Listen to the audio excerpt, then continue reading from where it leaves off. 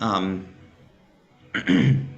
and Rue, I just wanted to say that I'm truly honored that you asked me to do this. I think that courage is a really important virtue, and I've seen the courage of the Ukrainian people, and I admire it so much. So and I admire you all doing this, under the threat of war.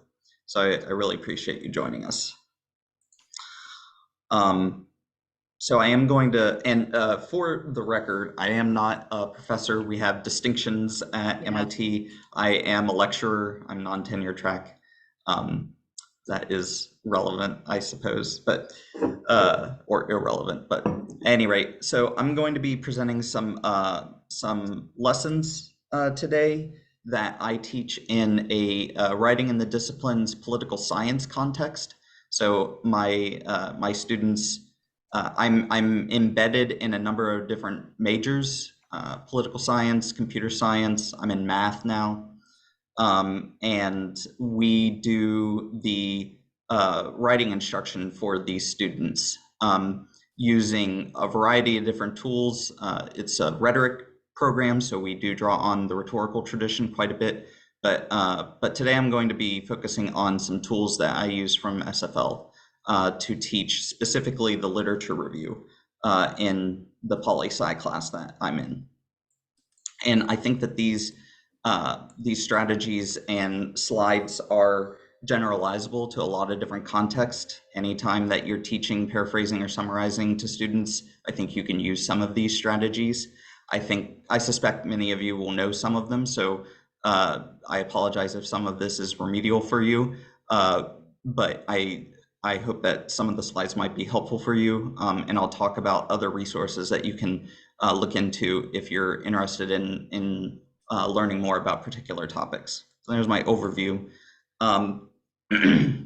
But before we start, I want to do an experiment. This is an experiment that I do in my classes. It has replicated every time that I've done it. So we'll see if it replicates now. So no more priming or anything like that. If you go to the link on the screen here, just bit.ly Ukraine T-cell EXP, you should see a Google form, and there are only 2 questions on it. So I'm going to give you the prompt, and then you can write your answer in there, and then I'll do something and give you a prompt again, and you should answer the second question after that. And then this will be for something that we'll talk about in the next webinar, so we won't see results until afterwards. Okay, so the first prompt is this. I have a jar here. I have this. So what is in the jar?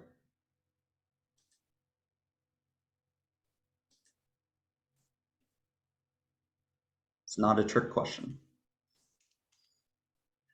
All right, so for the second question, get this, everyone can see. What is in the jar?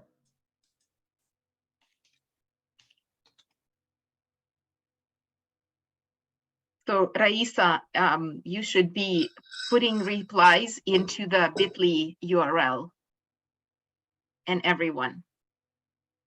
But excuse me, it doesn't work with me. Here I'm gonna try to put it in the chat and you can click on it. Okay, thank you. Bit.ly/ yes. Okay, Marina did it already. So if you click on that, there was a first question and then click on the next question, just a question.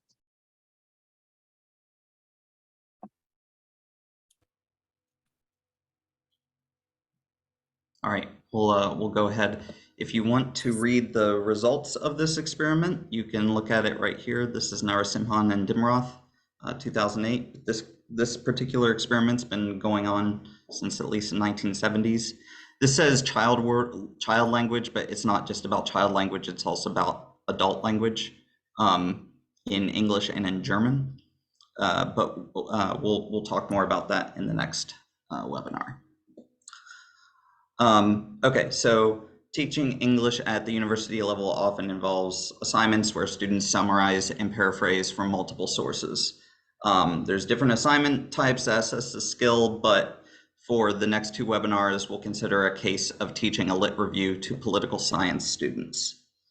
As I said, these slides are adapted from a lesson I provide as part of English for Academic Purposes instruction offered at my university. You're free to use and adapt these slides and the material without attribution.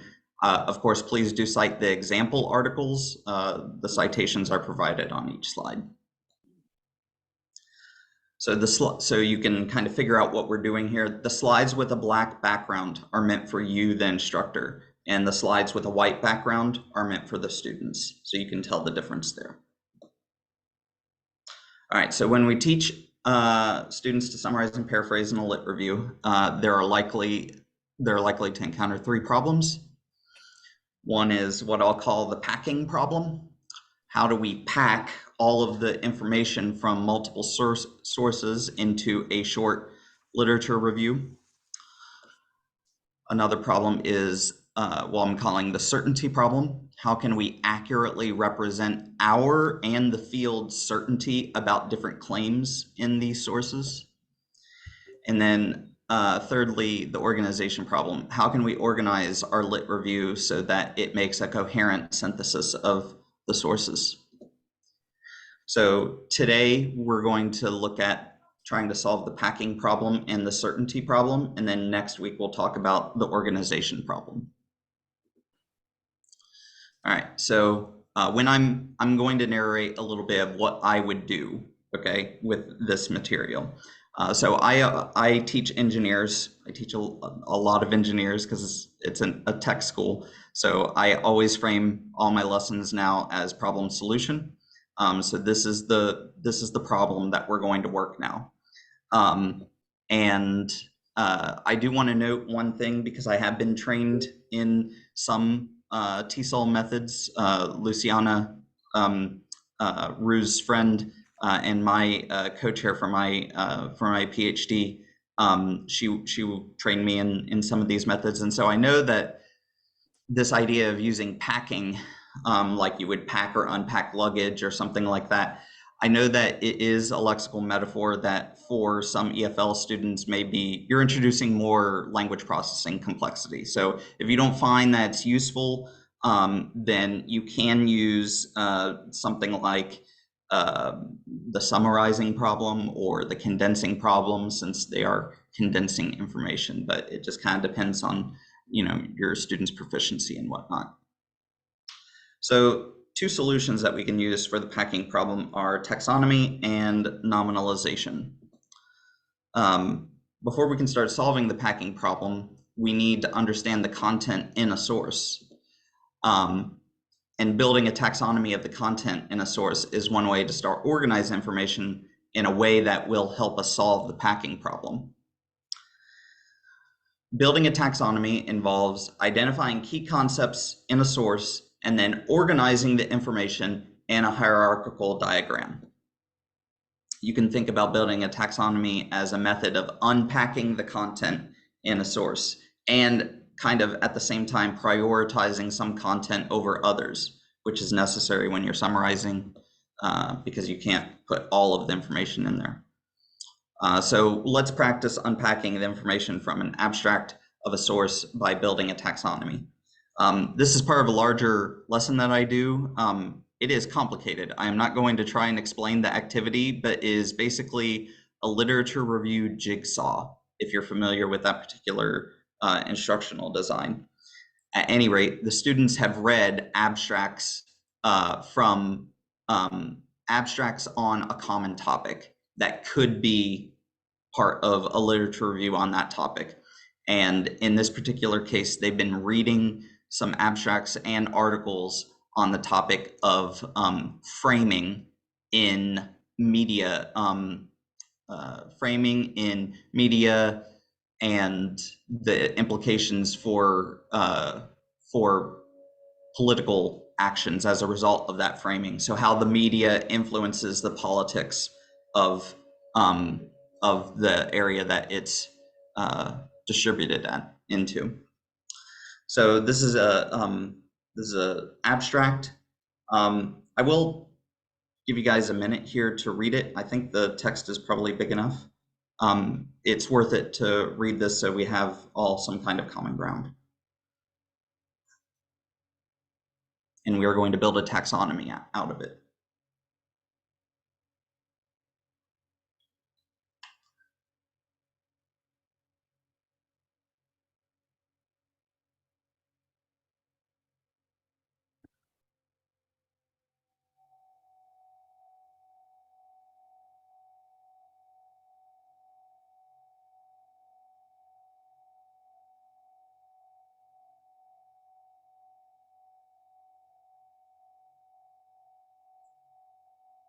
All right. So this abstract is packed with information. So let's start unpacking it by focusing on an important concept mentioned multiple times. That's framing. So our strategy will be to build a taxonomy of the important concept. This will help us do two things. It'll help us understand the relationships between concepts, and then it'll also distill the relationships into more manageable forms. So we first pull out all the instances of the word framing. It occurs 3 times in the text. And now we're going to build a taxonomy out of it. So if we look at I'll switch to my laser pointer here. If we look at the first sentence here, we've got integrating empirical results in communication studies on framing with models of comprehension in cognitive psychology. We argue that people understand complicated event sequences by organizing information in a manner that conforms to the structure of a good story. There's a lot in there, so I think you could build a taxonomy in a lot of different ways. Some of this information is kind of like one level above framing, like it's saying what framing is a part of or it's a type of. And for our purposes, we're not exactly interested in that. We don't care so much that it's from cognitive psychology or comprehension, because we're political science students and we don't care, right? It's not useful for our task of writing a poli-sci lit review. But this idea that framing can be done in the form of a story, some kind of story structure, that is a key concept here. So let's start with framing as our top node, and then we build out one node there.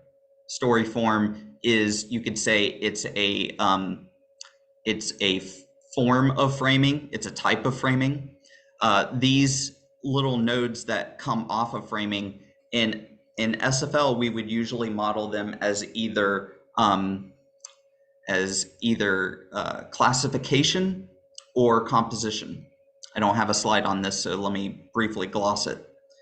When we say classification, we're talking about hyponyms or type of relations. So, for example, a cat is a kind of animal. A chair is a kind of furniture. A calico is a type of cat. So that would be the type of relations.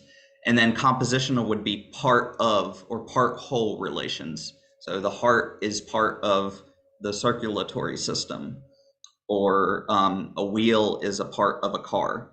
So this one, we've got framing, and maybe this is a type of framing structure, story form.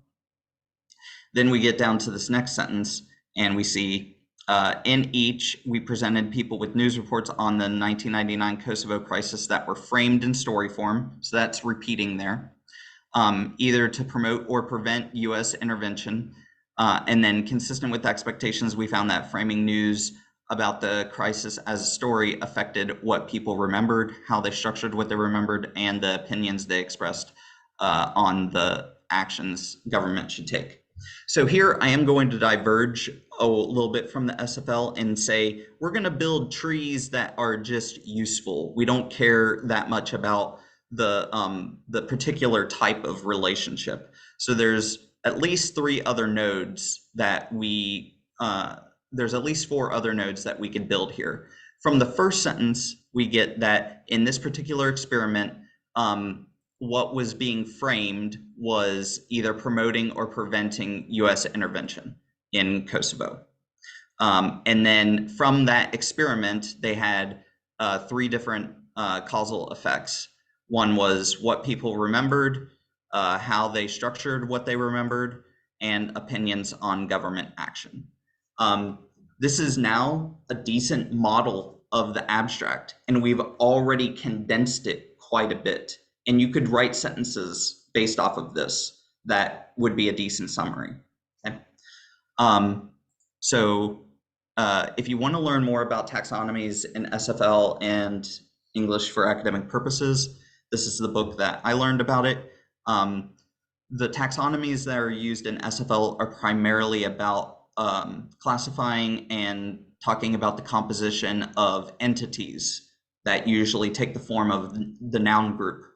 But as you can see, if you just fudge it a little bit, it can be a really useful tool in a lot of different contexts, not just talking about nouns.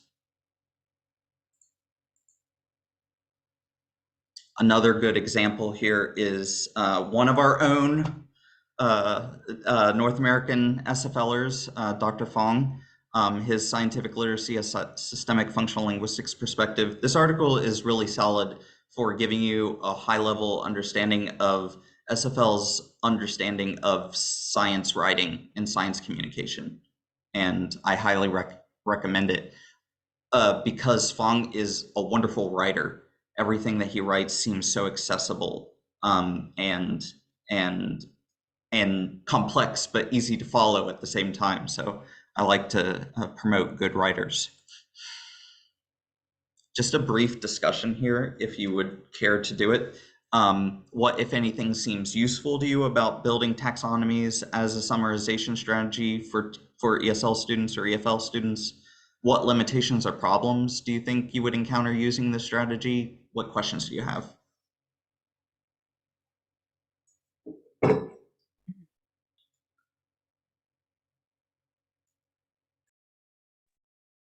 I personally appreciated the visual representation of an abstract and how that visual can be scaffolding for writing.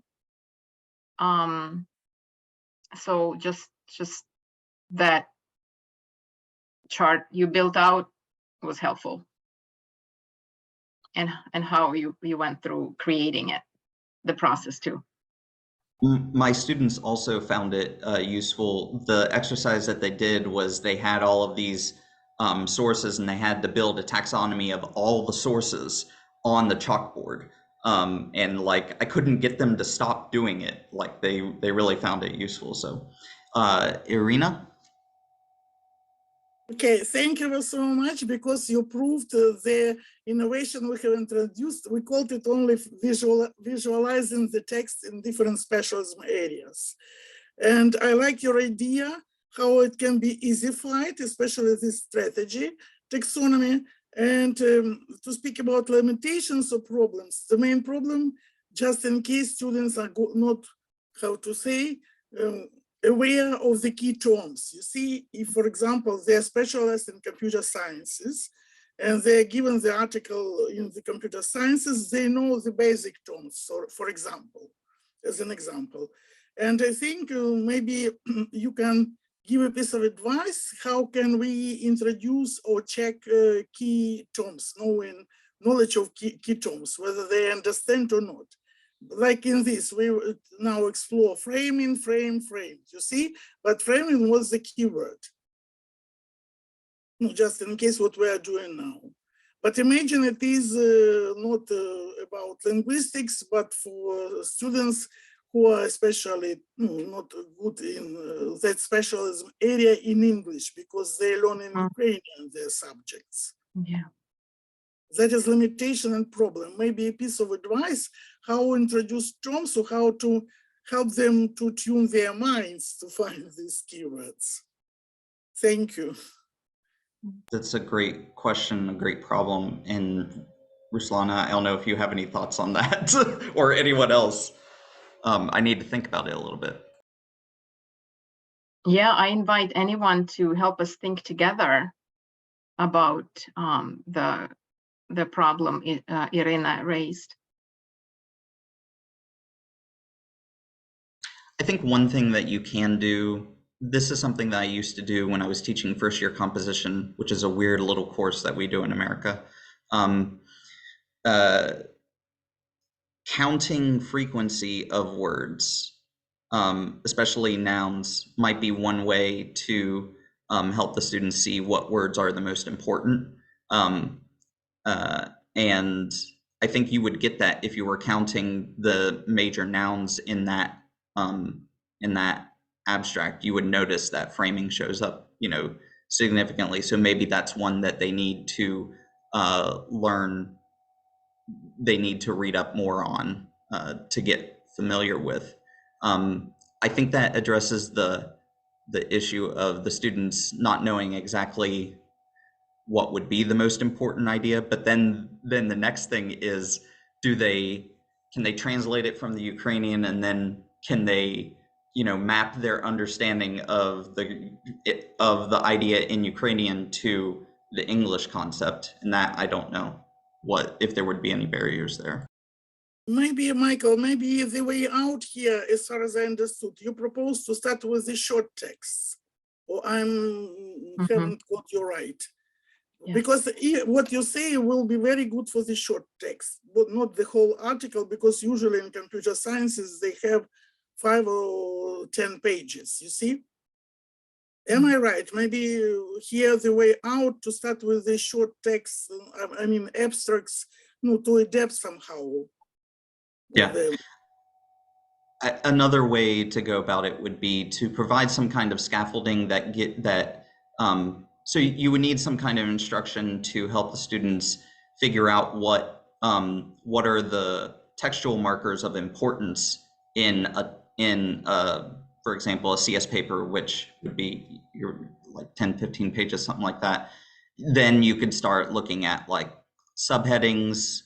And I think another thing that I would look at is topic sentences too, but that's something that we'll talk about next in the next webinar. If it's okay with everyone, I want to move on to the next thing, if that's okay. Thank you. Great discussion. Okay, so now we have a more manageable representation of the concepts and how they're related, but there's still a lot of language that could be more concise and made more manipulable. So to achieve more conciseness and make our language more manipulable, we will use a strategy called nominalization, which means to turn a word or phrase into a noun. In my student evaluations and when I talk to my students in conferences, this is the one that they find the most useful, because figuring out how to cut words or can make things more concise is just very hard, especially when you're writing technically. So nominalization, which I'm sure most of you are already familiar with, is turning a word or phrase into a noun. And this one, you can take how they structured, what they remembered. So you could get the kind of function words out, and we just focus on structured and remembered. And can we turn this into a noun? There's probably a lot of different ways that you could do it, but one way that you could do it is turn it into memory structures, right? And now we have cut oh God, I don't do math well in my head, but we've cut it by a lot, right? It's like, we've cut 4 words out of the whole thing. So this is a practice that I do with students. I don't think we need to do this as a group, but I think they enjoyed doing it. So how would you turn prominent, the adjective, into a noun?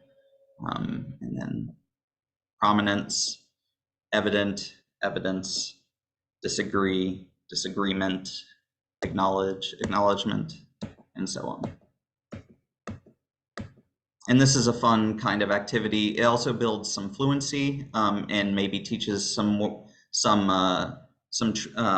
derivational transformations that the students might not be familiar with, although English does have, it is at least economical. It has a lot of very similar ways of creating nouns with these endings like ment, ins, the shun ending, T-O-N, T-I-O-N, obviously a very common one there.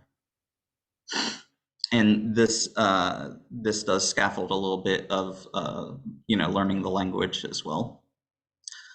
So I asked the students, how would we turn this one into a noun here? And they offer something, and I'm like, yeah, that sounds good. We could also just use the word memory. Like, this is one way to do it. So now we have further condensed the organization and the content more. I think I would sometimes talk about here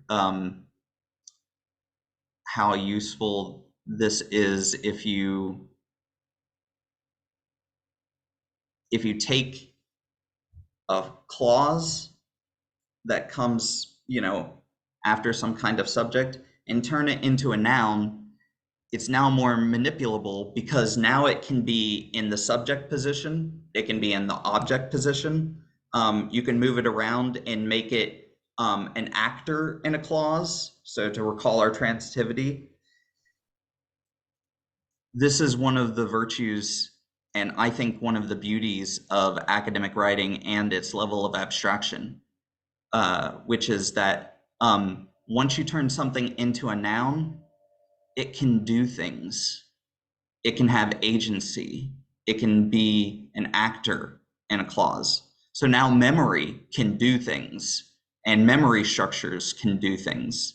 I know a lot of people talk bad about nominalization in academic writing, but I think that's just amazing. It means ideas can do things too, which is just, that's beautiful. I think that's really important for students to learn about academic culture. If you want to learn more about nominalization, I found these two. I have not read these in their entirety, but I skimmed them and they seem pretty good. And it was nice to see some more work outside of the big inner circle Anglophone countries. This one is from Indonesia. This one is from Nigeria. Same questions here. What's useful? What problems do you anticipate? Any questions that you want to talk about?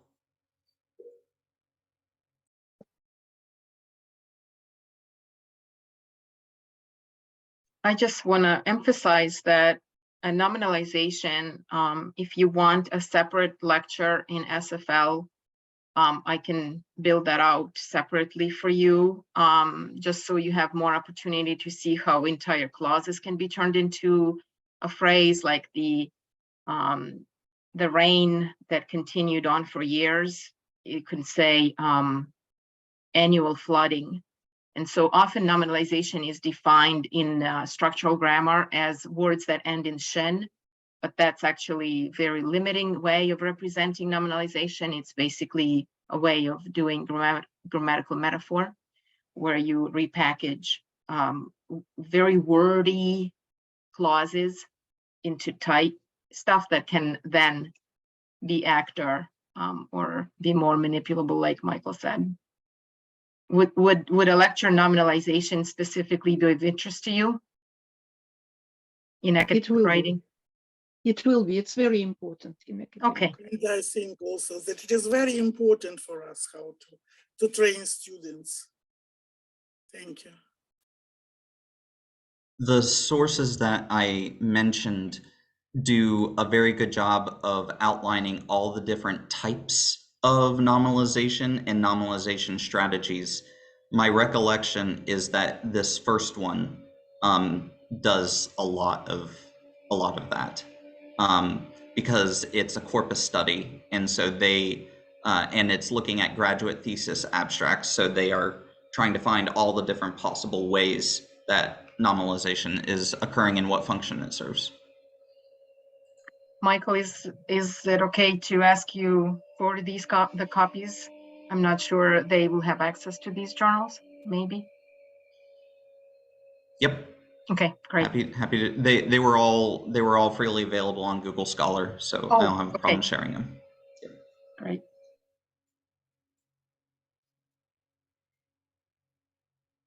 Any other questions? Anyone see any problems with this?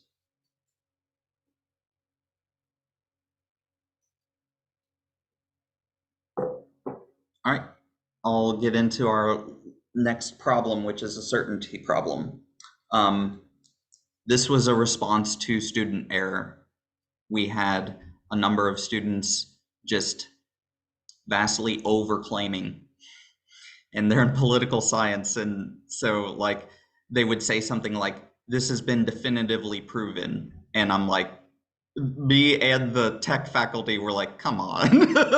Like, it's a social science, nothing's definitively proven. Like, it's proven until we have evidence against it. So all right, so this one includes an exercise that I love and that I'm so proud of. I want to oh shit, I forgot. There's a I will get part of my lesson here in a minute. It's in my office. But first I start with kind of a discussion with the students of, this is from one of the lit reviews that they read, Chong and Druckmann. And I asked them, consider the claim in Chong and Druckmann's lit review. What is the causal claim made and how certain are they and how can you tell? So here the authors say, using one or more of these standards, scholars have demonstrated framing effects with experiments, surveys, and case studies across a range of issues. Usually students will talk about, they're moderately sure, moderately certain, and the word that they look at there is demonstrated, and that conveys the level of certainty. So in SFL, we model certainty as a system called modality. And modality doesn't just handle certainty, it also handles things like obligation. It also models, Ruslana, help me, I didn't think about this beforehand. Certainty, obligation, usuality, like how common something happens and in time. Probability. Yeah, probability, yep. So we've got, I think those are the four. So here we have scholars have demonstrated. So let's just turn this into like, do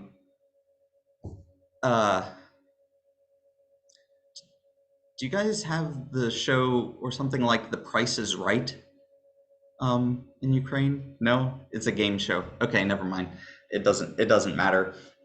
Think about this as a dial that you can dial up or dial down, like you would on a volume for for some kind of radio, and you can turn the certainty up or you can turn the certainty down, and you can do it in three different ways around the verb here demonstrated.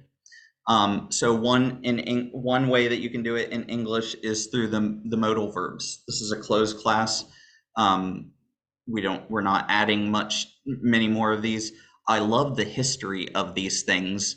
They are fascinating because they used to have tense.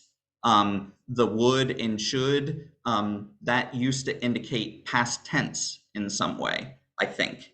And so the history of the modals is just fascinating, but that's not what they usually are used for nowadays.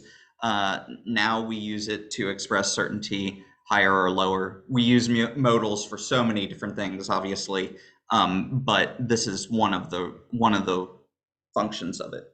Well, Michael, hang yeah. on. So if I think about would, it is used in past tense. So is it? Yeah, you're right. Yeah, so we say, I grew up in a village on the river. We would go throw rocks at frogs. You're right. Yep. Right? So right. would is still used in past. It is. You're right. It's still carrying that past marker. Yeah. Then I do a little bit of explanation of, the nature of certainty in the social sciences, which I do not need to explain to you guys. But this is one thing that I really like PowerPoint for, because it allows you to easily create this kind of a dial effect with this animation. So this is scholars must have demonstrated versus scholars could have demonstrated, or scholars may have demonstrated, and we have increased and decreased the certainty throughout.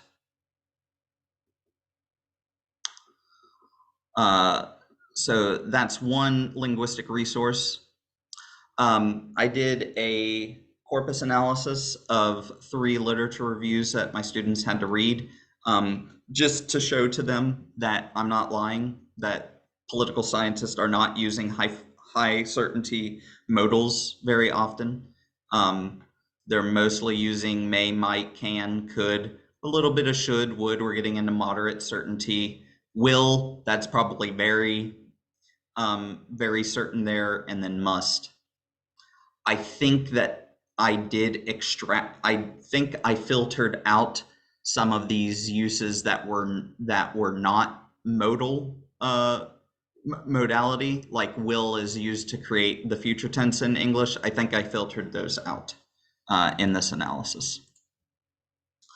So then another resource that's used is adverbs, which we would put after the auxiliary. So scholars have certainly demonstrated. You could probably put this before the auxiliary too. Scholars certainly have demonstrated versus scholars have certainly demonstrated. That's amazing. English having some flexibility in word order. God. That's new that I never noticed. My wife is Polish, and so I've been trying to learn a little Polish, but the what I have learned, at least about the Slavic languages, is the lack of a really strict word order, which sometimes I think would be nice. But then I'm glad I don't have to memorize a bunch of noun declensions in English. But again, you can kind of show the students here the levels of certainty change as you use different adverbs to express that certainty.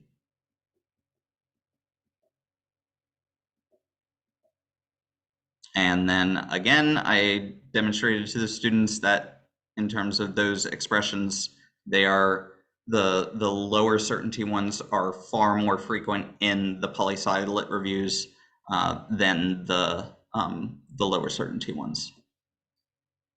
And then finally, the verbs themselves can express that certainty. Demonstrated, I think, is probably like a moderate certainty kind of verb, but you can also use things like scholars have proven. Again, we were teaching the students not to use that one. That's what we don't want them to do. Scholars have shown, suggested, speculated.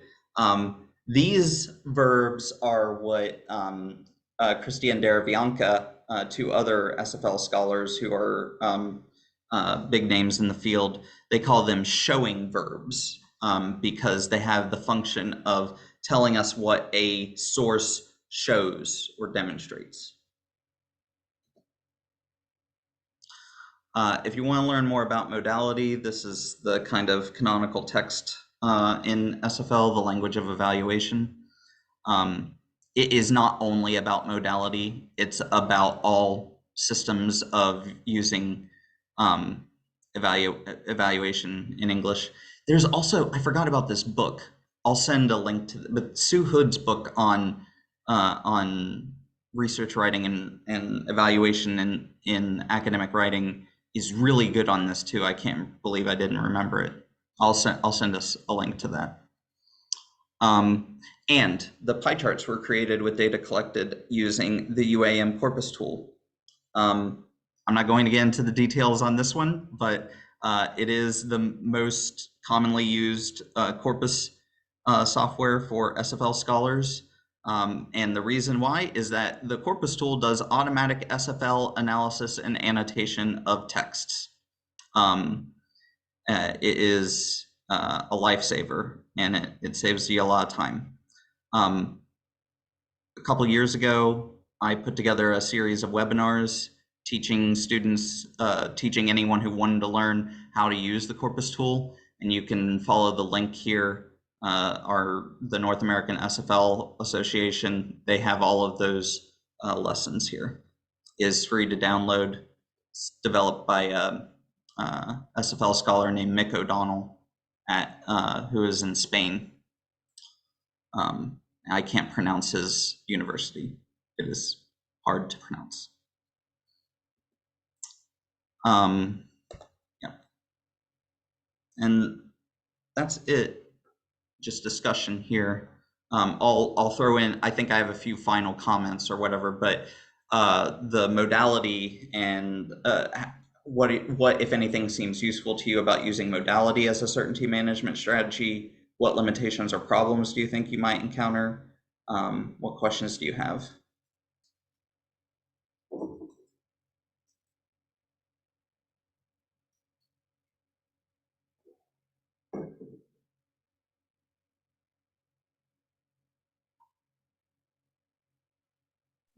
Michael, I'm gonna add the appraisal website, grammatics.com. You know that one is free. I forgot about that. Yeah, It's okay. That's easier to read. I dropped it in the chat. It's just, you know, we mentioned it. Andrei Lapin, who was our guest lecturer last time, he introduced this website, so it's good to connect to it. It's a free resource. And I think just from my perspective, when I was learning modality through systemic functional linguistics, I just learned that the range of resources to do different things with, like obligation, possibility, and the third one, are a lot broader than just modal verbs that structural grammar has given me. You know, must, have to, obliged, should, ought to, all of that ought that I came to the United States, realized nobody uses or talks like that, so had to throw away half of my grammar. And to see the verbs that indicate modality, to see the nouns like likelihood, possibility, likelihood, possibility, other types that communicate the mood, the modality of in the English language.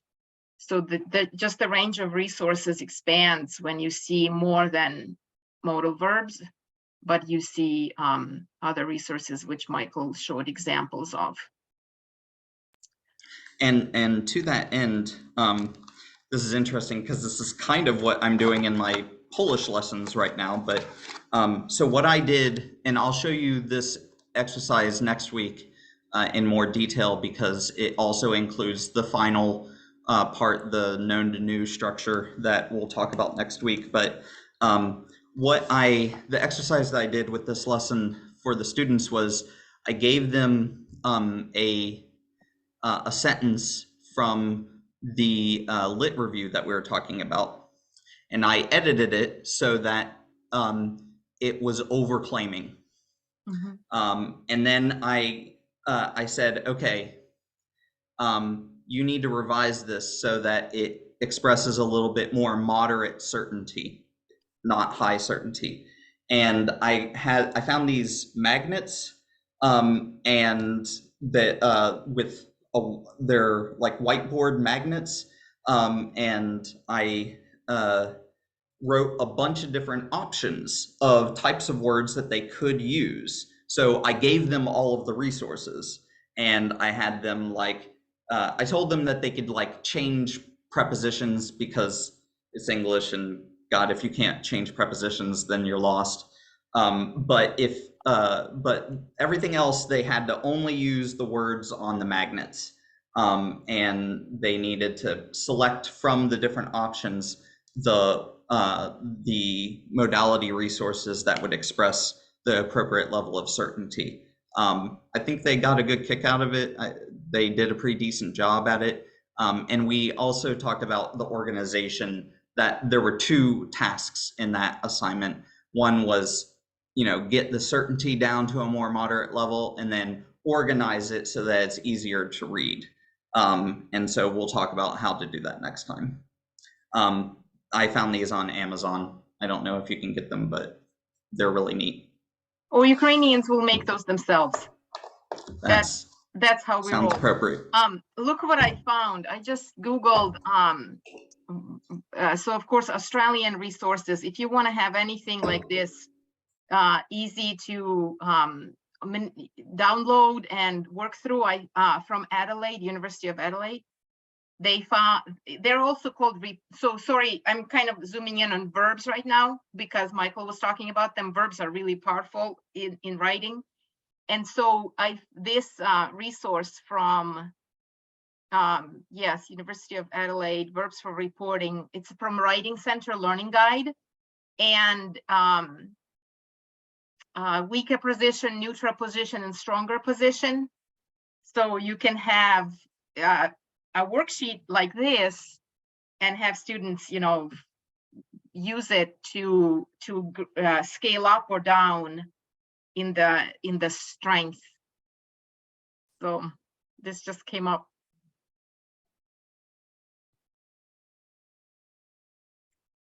That's cool.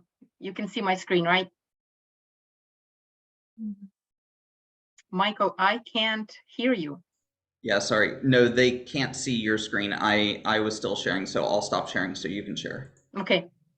Let me grab this one, screen one. Yes.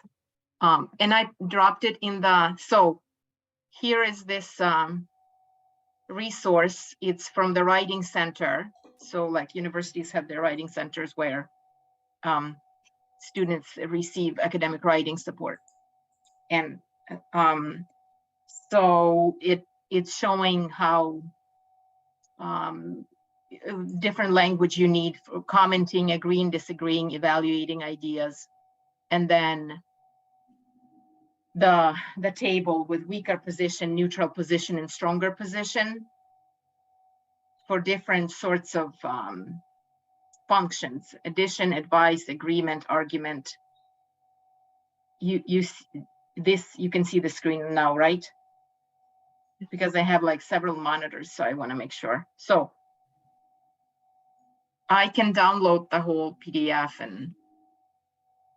Yeah, it is a great idea. Thank you. Yeah. Any questions for, let's stop sharing and see everyone.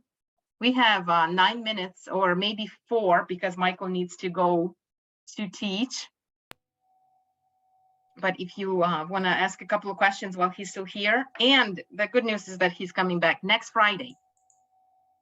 Mhm. Okay, 3rd of For March. next Friday, in Yes, a week. next Friday, not Yeah. not a month from now. Next Friday, Okay. the March 3rd. Yeah. And if there is some time left, I'd like to ask Michael about Irina's problem, just teaching not linguists. If mind mapping technique can be a good thing to teach them how to focus on keywords, if it can be effective. I'm sorry. Could you say the question again real quick? Just Irina asked you how to teach students to focus or to look for keywords. Yeah. And I ask if mind mapping can be effective to start with. Yeah, so I think I saw that Ruslana had sent me like some of your goals, and I think some of you or assignments that you do, and so I think some of you do mind mapping. I think it's very similar to what we're doing with taxonomy, right? So I think it's just a different, it's a slightly, I don't know if it's even really that different. I think, yeah, mind mapping could be a really useful strategy for doing, for getting the keywords out and everything. Yep, I agree. Thank you. Thank you, Raisa, because you provoked my thinking, and the idea came to my mind. And Michael, you can say whether it's the right way or not. If the text is not very large, is it okay to use word cloud, the application, which will show the most often used word, or it can mislead students? Oh, that's a good question. The corpus tool will generate word clouds, actually, if you ever want to use it, but I'm sure there are tons of other resources. I think that would be a conversation to have with the students. Like, this generated a word cloud, and I think word clouds are built to exclude function words like the, otherwise the would be, you know, the biggest word all the time. But I think you could, it would be an interesting reading exercise to say, here's what the word cloud is. How does it match your understanding of the text, right? Right. And then you can talk about the benefits and drawbacks of using the word cloud as a strategy. I think it would be a great heuristic to start with. But Absolutely.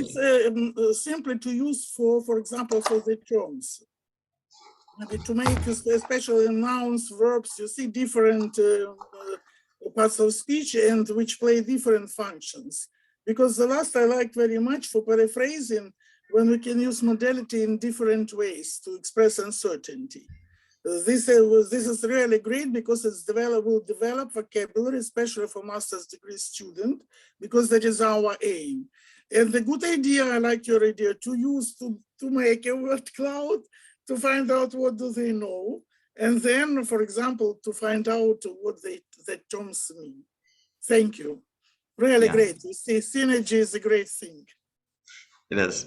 I do need to go. I have to get to my class, but thank you all. Thank you very much. It was great to meet you, and I'll see you next week. Okay, take care. Thank you, Michael. Thank See you. Thank you so much. Okay. To meeting you. Thank you so much. Okay. Well, thank you.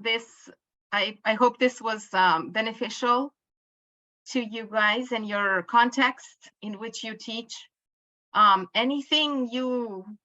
So Michael next week will be, I think he will be talking about paraphrasing, or maybe Jody Martin from UBC. There is this culture in the United States that universities are often called by their acronyms. So UBC, MIT, you know, UW, where I am. So it's just University of British Columbia. Jody will join us in March. Michael will join us again to continue next Friday, the same time. And then I invited Luciana de Oliveira, who's my Brazilian SFL friend, and she was Michael's PhD advisor at Purdue University. She's now in Virginia, Commonwealth University. She will be talking about using systemic functional linguistics to do discourse analysis. And she will actually be doing it with her research graduate students. So it will be exciting. So we have one more in no, we're gonna have 2 in March, 2 sessions in March, and then 1 in April. And then in May, we can dig into the specifics of nominalization as a specific strategy of unpacking and repacking information across text in academic writing. And if you not sure about summer, I don't have any plans for summer. So we can think together how to keep going, or you had enough of SFL, and then maybe think about what will be a meaningful assignment to apply systemic functional linguistics in your context. So think about that. And then, you know, the completion of that assignment will grant you a certificate, I think. We'll touch base with Marina about that. So just, these are some options for you to work with and make this learning practical and applicable. It doesn't have to be a massive project. It can be a small one strategy that you are going to design a PowerPoint slide to use with your students to teach them something. So yeah, we'll keep talking and keep thinking together. I'm thankful and that you keep coming back, because it's a very new theory of language, but it connects to so many good things you're already doing. Okay, I'm gonna get on with my day. I still have work day today too. And you enjoy your evening, and we'll see you next Friday. Thank you. See Thank you. you, Ruslana. Thank you, Bye. Ruslana. Have a nice day. Very useful webinar today. No. Very close to what we are doing in the classroom, but we are not so good in English as you are, you see. Well, And it's a progress. I keep learning English. There is no end to it, let me tell you. really, but these webinars are very useful to be in a good form. Good. Because I'm sorry to miss so many of them. But No need to apologize.